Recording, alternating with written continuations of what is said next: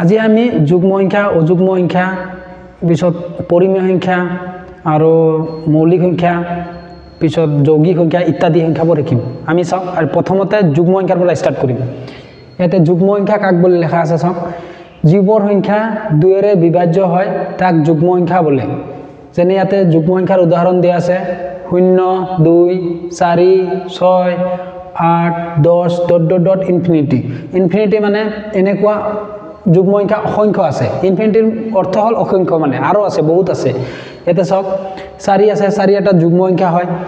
4ক আমি দুইৰে বিভাজন কৰিব লাগিব যদি এটো বিভাজন হয় টোটালি মানে সম্পূৰ্ণৰূপে যাব লাগিব ভাগ একত শূন্য ওলাব লাগিব তেতিয়া হলেহে এটো মানে সম্পূৰ্ণৰূপে বিভাজন হ'ল মানে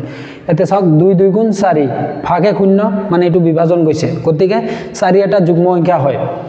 তাৰ পিছত চাওক অযুগ্ম সংখ্যাৰ ডেফিনেশন কি আছে যিবোৰ সংখ্যা দুইৰে বিভাজ্য নহয় তাক অযুগ্ম সংখ্যা বলে যেনে